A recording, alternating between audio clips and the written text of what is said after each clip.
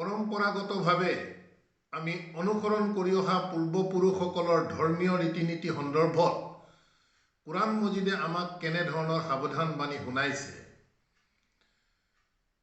পূৰ্বপুৰুষসকলৰ ধৰ্মক অনুসৰণ কৰাৰ পৰিণতি কিয়ামতৰ দিনা আমাৰ কি হ'ব, সেই সন্দৰ্ভত আমি কুৰাণৰ আয়াত ভিত্তিক আলোচনা কৰিবৰ বাবে একমাত্ৰ পথ নামৰ ইউটিউব চেনেলটিৰ তৰফৰ পৰা মই মুক্তাবুল হুছেইনে আপোনালোক সকলোকে স্বাগতম জনাইছোঁ। আপোনালোক যিয়ে য'তে আছে সকলোলৈকে জনাইছোঁ শান্তিৰ হিয়া ভৰা অভিবাদন, সালামুন আলাইকুম। আল্লাহ সুবহানাহু তাআলাই সকলোকে যেন শান্তিৰে ৰাখক, কুশলে ৰাখক, তাৰে কামনাৰে প্ৰতিদিনৰ দৰে আজিও আমি আপোনালোক সকলোকে স্বাগতম জনাইছোঁ, দাৱাত দিছোঁ আল্লাহৰ দ্বাৰা নাজিলকৃত চিৰবাস্তৱ চিৰসত্য কথা বতৰাসমূহৰ মাজলৈ।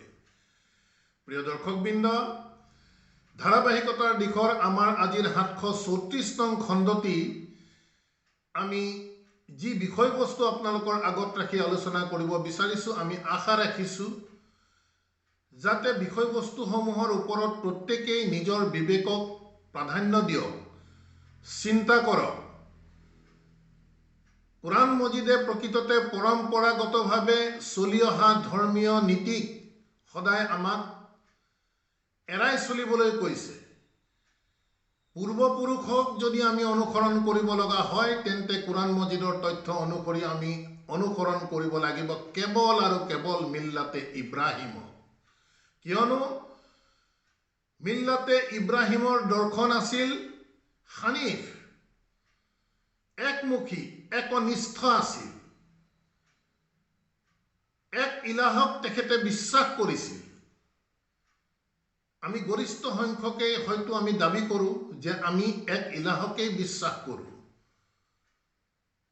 কিন্তু প্ৰিয় দৰ্শকবৃন্দ, পৰম্পৰাগতভাৱে চলি অহা ধৰ্মীয় নীতিয়ে আমাক এনে এক মায়াজালৰ মাজত আমাক সোমোৱাই পেলালে য'ত আমি প্ৰকৃত সত্য চিন্তা কৰিবলৈকো ভয় কৰোঁ, বিশ্লেষণ কৰিবলৈকো ভয় কৰোঁ। আৰু এই ধৰ্মীয় নীতিৰ ওপৰত যিহেতু আমি যুগে যুগে কালে কালে এনেধৰণেই চলি আহি আছোঁ, গতিকে আমি যে কৰা কৰ্মৰ মাজত ভুল থাকিব পাৰে সেই কথা আমি চিন্তা কৰাৰো প্ৰকৃততে আমাৰ মানসিক অৱকাশ নাথাকে। সেয়েহে প্ৰিয় দৰ্শকবৃন্দ, এনে এক গুৰুত্বপূৰ্ণ বিষয় আমি আপোনালোকৰ মাজত সেয়েহে আলোচনা কৰিব বাবে আগবাঢ়িছোঁ যাতে বিষয়বস্তুক লৈ আপোনালোকেও চিন্তা চৰ্চা কৰক। আমি পাৰ্থক্য বুজিব লাগিব। আল্লাহে পথৰ নিৰ্দেশনা হিচাপে আমাৰ মাজলৈ কুৰাণ মজিদক প্ৰেৰণ কৰিছে। কুৰাণ মজিদৰ আয়াতে আমাক স্পষ্ট কৰি দিছে যে আল্লাহ সুবহানাহু তাআলাই সকলোবোৰ বিষয় পুংখানুপুংখভাৱে উপমা সহকাৰে আমাক বুজাই দিছে। সকলোবোৰ বিষয় বুলি কৈ আছে। তেন্তে প্ৰিয় দৰ্শকবৃন্দ, আমাৰ পৰম্পৰাগতভাৱে আমাৰ চলি অহা ইছলাম ধৰ্মীয় বিষয়সমূহৰ গৰিষ্ঠ সংখ্যক বিষয়ে কিয় আমি কুৰাণ মজিদত বিচাৰি নাপাওঁ? এই প্ৰশ্ন আমি নিজক কৰিবলৈ কিয় ভয় খাব লগা হৈছে? কিয়নো ইবলিছে আমাক সঠিক পথৰ পৰা বহু দূৰত আঁতৰাই ৰাখিবৰ বাবে অহৰহ চেষ্টা কৰি আছে। আমি সদায় কৈ আহি আছোঁ, কুৰাণ মজিদৰ বাহিৰৰ যিমানসমূহ ধৰ্মীয় গ্ৰন্থৰ ওপৰত আমি যুগে যুগে কালে কালে আমি ধৰ্ম পালন কৰি বহুত ধাৰ্মিক বুলি নিজকে ভাবি আহি আছোঁ, তাৰ পৰিণতি কিন্তু ভয়াৱহ হ'ব যদিহে আমাৰ কৰ্ম কুৰাণ মজিদৰ ভিত্তিক নহয়।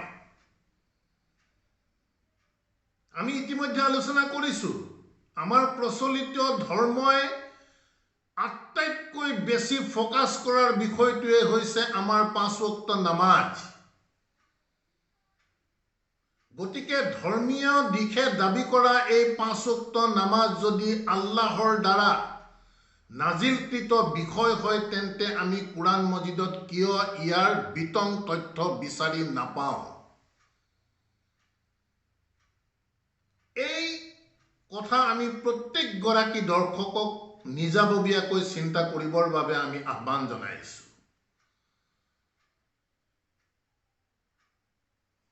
ধৰ্মীয় পৰম্পৰাই দাবী কৰি আছে যে কোৰাণ মজিদ বুজিবৰ বাবে আনুষংগিক যিসমূহ মানৱ সংকলিত, মানৱ সংগৃহীত, মানৱ ৰচিত ধৰ্মীয় হাদিছ আছে, সেই হাদিছসমূহে প্ৰকৃততে কোৰাণৰ ব্যাখ্যা কৰে। প্ৰিয় দৰ্শকবৃন্দ, এই কথা আভুৱা ভাড়াৰ বাদে আন একো কৰি থকা নাই। আমাৰ প্ৰচলিত ধৰ্মই আমাক যি 5 ওয়াক্ত নামাজ ফোকাস কৰাই আছে, সেই 5 ওয়াক্ত নামাজৰ কোনো বিতং তথ্য কোৰাণ মজিদত বিচাৰি পাবলৈ নাই।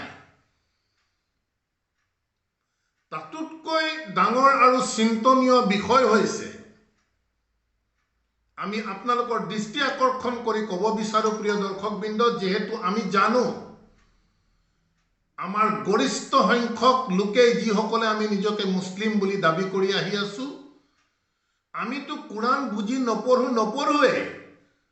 কোৰাণৰ বাহিৰত গৈ যি প্ৰচলিত ইছলাম ধৰ্মৰ ওপৰত আছো, সেই ইছলাম ধৰ্ম যিসমূহ হাদিছৰ ওপৰত প্ৰতিষ্ঠিত হৈ আছে, সেই হাদিছসমূহ আমি নপঢ়ো।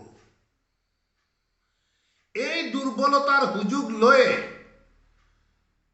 আমাক এছামে প্ৰকৃততে কোৰাণ মজিদৰ পৰা বহু দূৰত আঁতৰাই ৰাখিছে।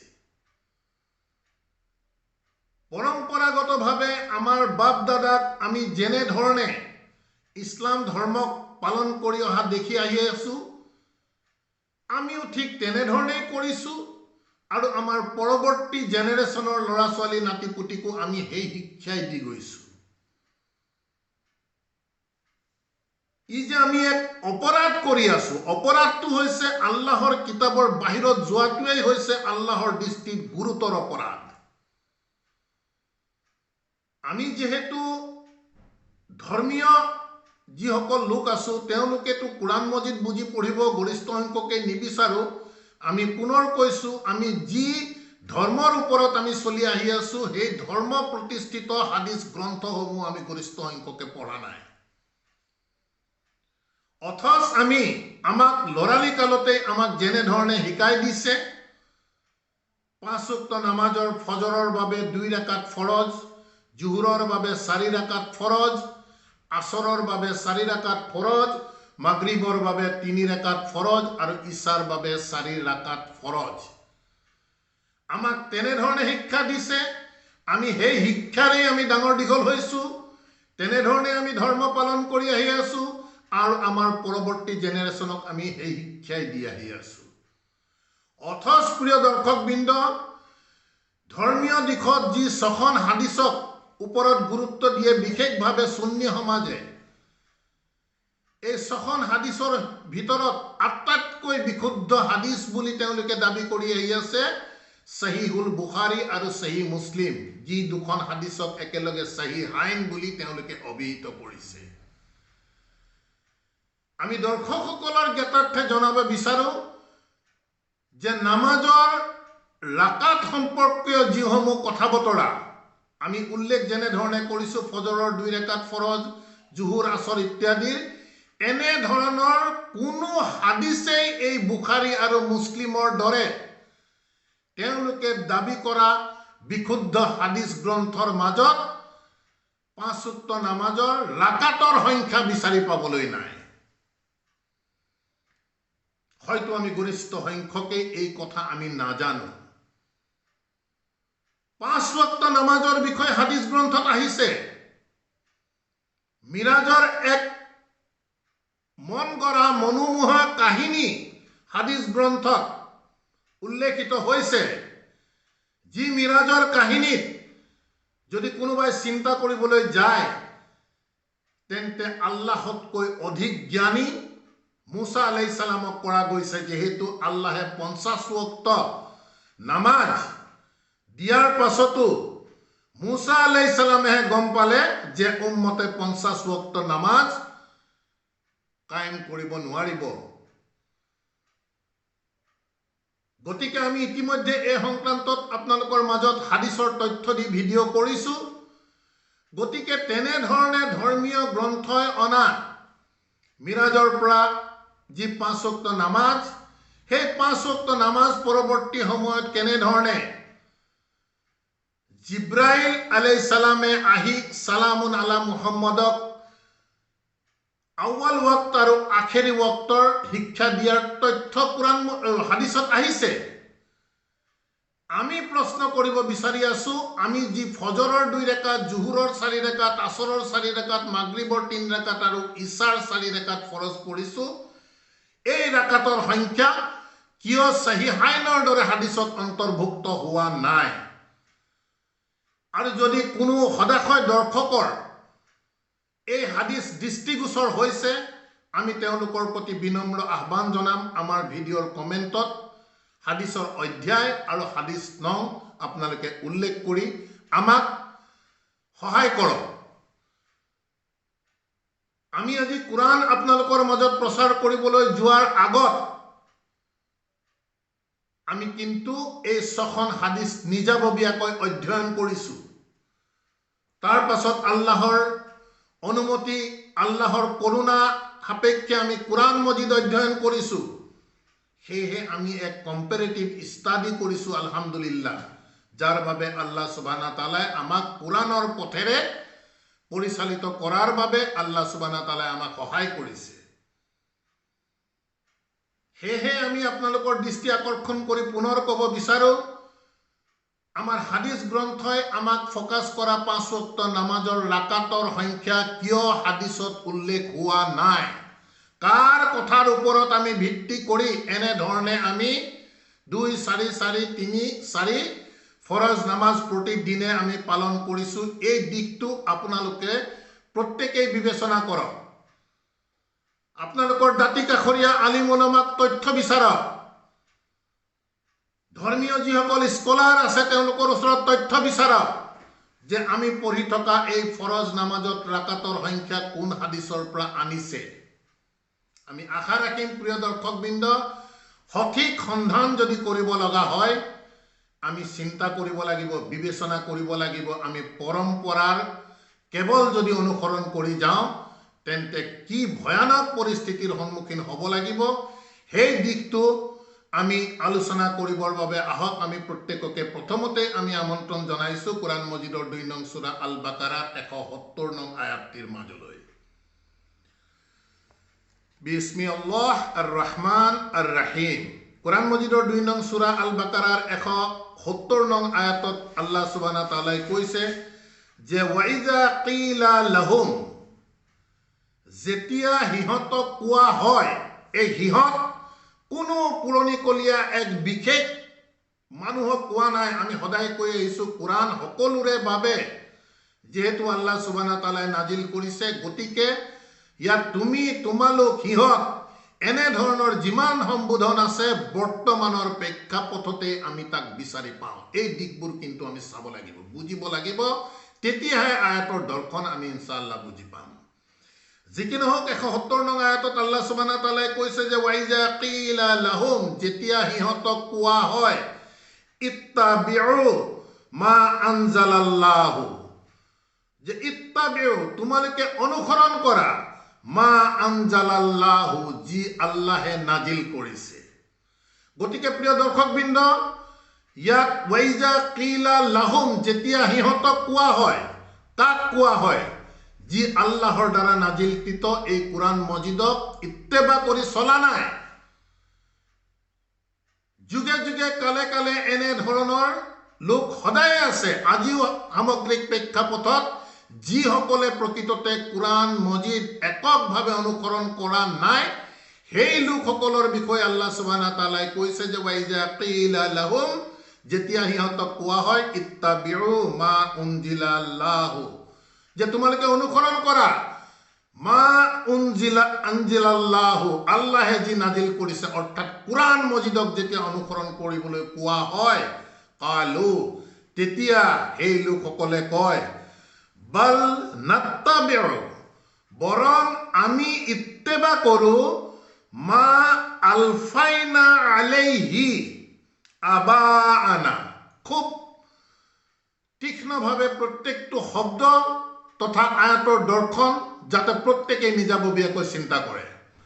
ইয়াত কোৱা গৈছে যেতিয়া সিহঁতক কোৱা হয় যে তোমালোকে আল্লাহে যি নাজিল কৰিছে তাক অনুসৰণ কৰা, অৰ্থাৎ কোৰাণ মজিদক অনুসৰণ কৰা, তেতিয়া সিহঁতে কয় বাল নাত্তাবিউ, বৰং আমি অনুসৰণ কৰো মা আলফাইনা আলাইহি আবাআনা, আমাৰ পূৰ্বপুৰুষসকলক আমি যিহৰ ওপৰত পাইছো আমি সেইটোহে ইত্তেবা কৰো।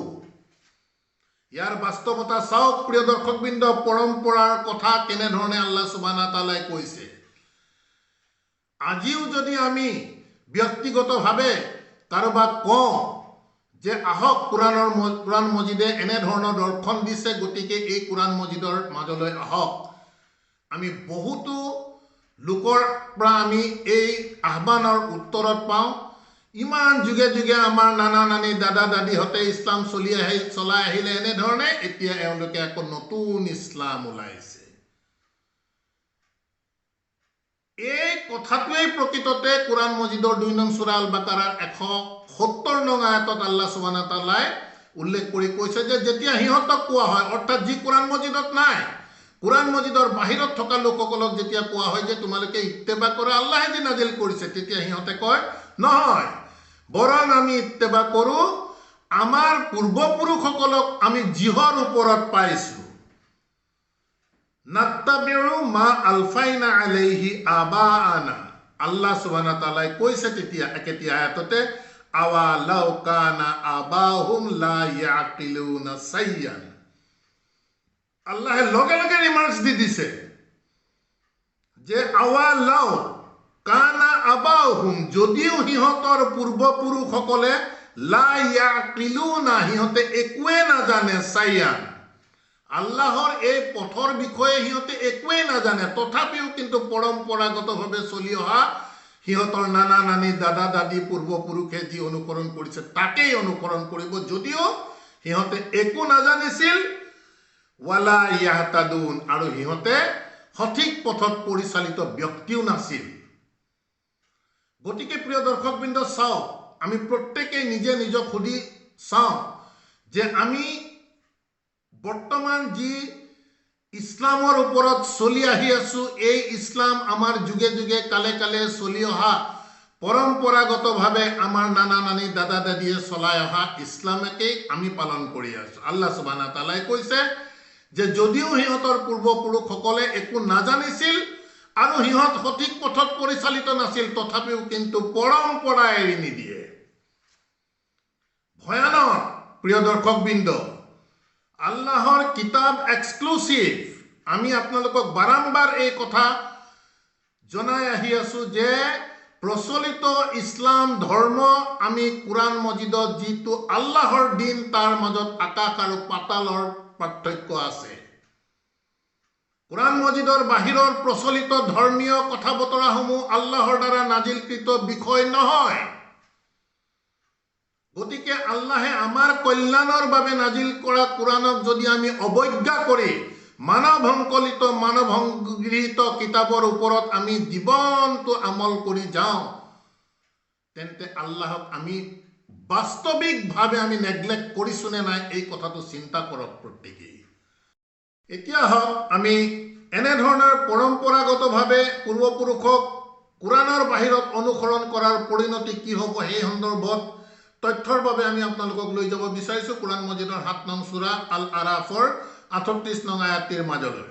৩৮ নং আয়াত চৰ্চা কৰাৰ আগতে মন কৰিব যে আল্লাহৰ কিতাপ অগ্ৰাহ্য কৰি পৰম্পৰাগতভাৱে ধৰ্মীয় যিসমূহ পুথি আমি মানি আহি আছো, সেই পুথিসমূহ যিহেতু আল্লাহৰ দ্বাৰা নাজিলকৃত নহয়, কিন্তু সমাজত সুপ্ৰতিষ্ঠিত হৈছে, আল্লাহৰ নামত চলাই থকা হৈছে, এই কথাসমূহ যাতে আমি পাহৰি নাযাওঁ।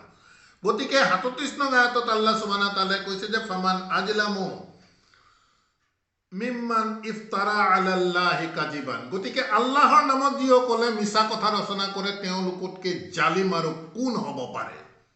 আও কাজ্জাবা, অথবা আল্লাহৰ কথাক যি অগ্ৰাহ্য কৰে। গতিকে প্ৰিয় দৰ্শকবৃন্দ, প্ৰত্যেকটো আয়াতৰ মাজত বহুত ডাঙৰ ডাঙৰ মেছেজ সোমাই আছে।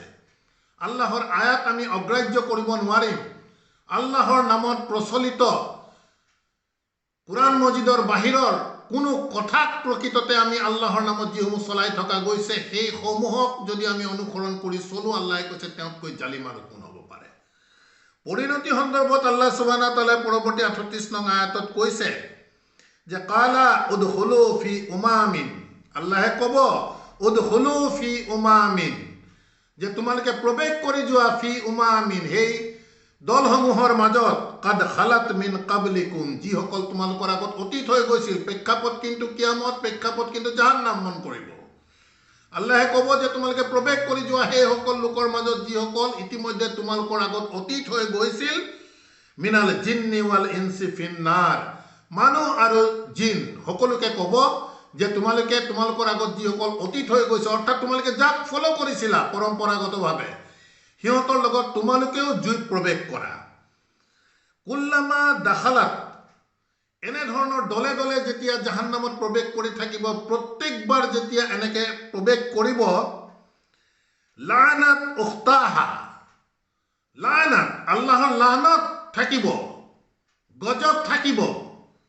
উখতাহা গজব দিব, লানত দিব।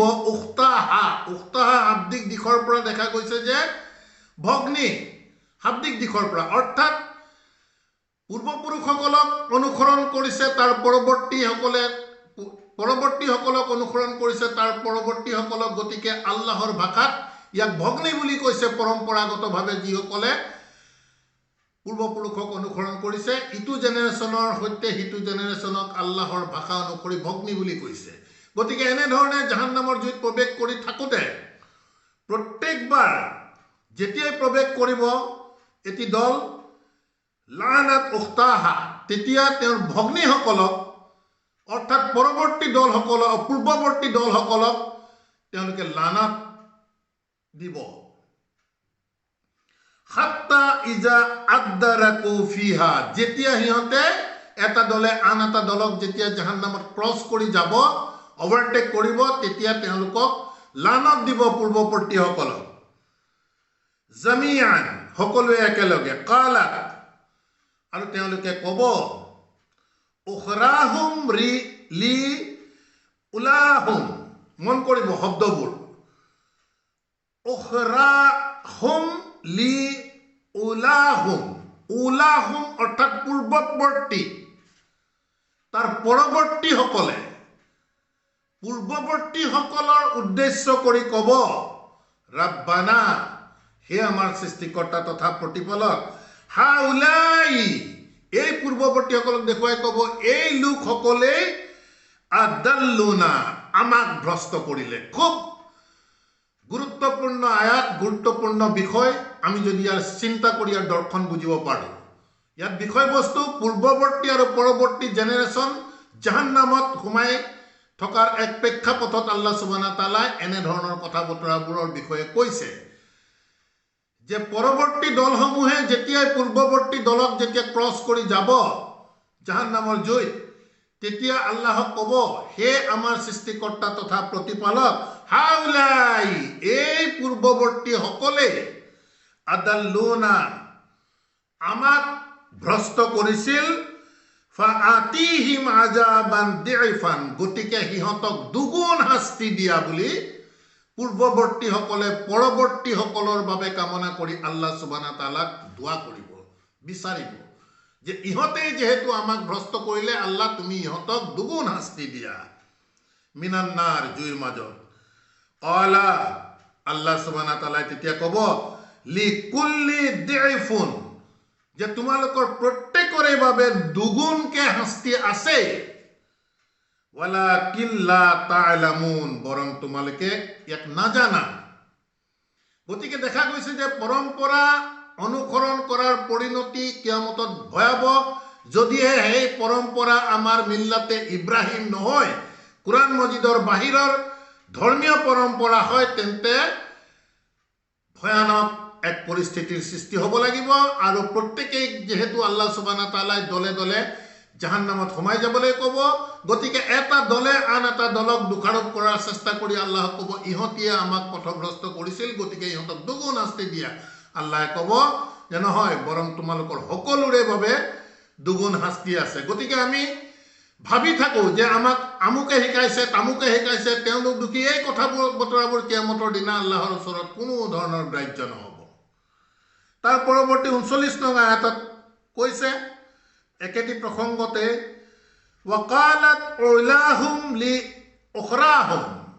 ইয়াৰ আগৰ আয়াতত আমি দেখিলোঁ যে পৰৱৰ্তী দলে পূৰ্বৱৰ্তী দলক দোষাৰোপ কৰি এনেধৰণৰ কথা ক'ব। এতিয়া পূৰ্বৱৰ্তী দলৰ কেনেধৰণৰ অভিমত থাকিব 39 নং আয়াতত উল্লেখ কৰি এনেধৰণে কৈছে, ৱাকালাত উলাহুম লি উখৰাহুম।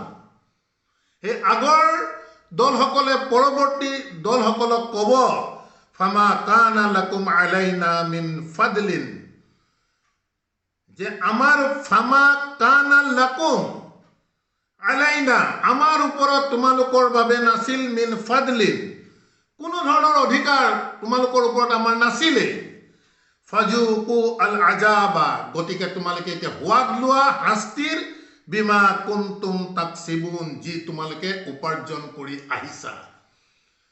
গতিকে প্ৰিয় দৰ্শকবৃন্দ, ইয়াৰ যি মৰেল দৰ্শন আছে, যি কেইটি আয়াত আমি কুৰাণ মজিদৰ 2 নং সূৰা আল বাকাৰাৰ 170, 7 নং সূৰা আৰাফৰ আমি 38 আৰু 39ৰ পৰা যি দৰ্শন পাইছোঁ, সেই দৰ্শন অনুসৰি আমি পৃথিৱীত যদি আল্লাহৰ কিতাপৰ বাহিৰত গৈ যদি পৰম্পৰাক অনুসৰণ কৰি চলোঁ, তেন্তে কিন্তু ভয়ানক পৰিস্থিতিৰ সন্মুখীন হ'ব লাগিব।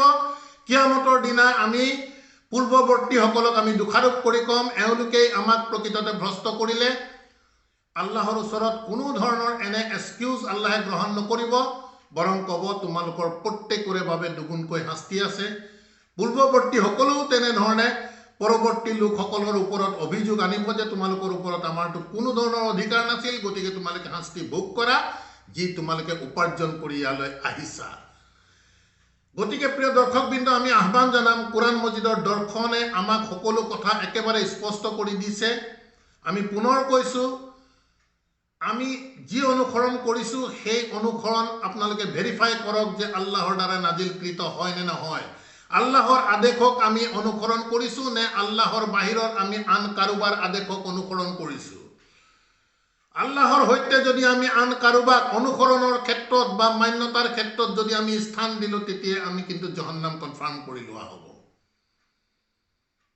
আপোনালোকক স্মৰণ কৰাই দিব বিচাৰোঁ, কুৰাণ মজিদৰ তথ্যৰ আধাৰত আল্লাহ সুবহানাহু ওয়া তাআলাৰ দ্বাৰা মনোনীত প্ৰত্যেকগৰাকী নবী ৰচুলে আল্লাহৰ দ্বাৰা নাজিলকৃত কথা বতৰাহে প্ৰচাৰ কৰি গৈছে। তেওঁলোকৰ ব্যক্তিগত কোনো ধৰণৰ কথাৰে মানুহক আকৰ্ষিত কৰা নাই, মানুহৰ মাজত মেছেজ দি যোৱা নাই।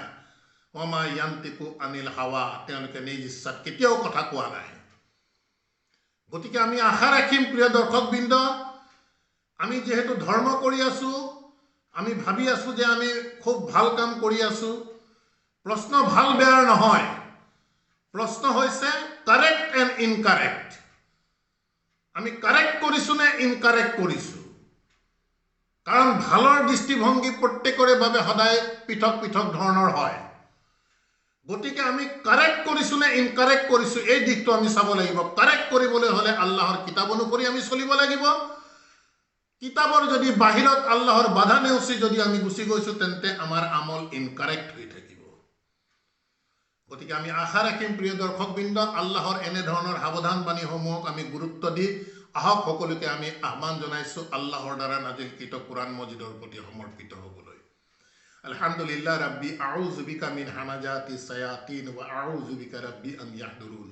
রব্বানা আমান্না বিমা আনজালতা ওয়াত্তাবা'না আর-রাসূল ফাকতুবনা মা'আস শাহিদিন ওয়া মা আলাইনা ইল্লাল বালাগ ওয়া মা তাওফীকি ইল্লা বিল্লাহ। সালামুন আলাইকুম।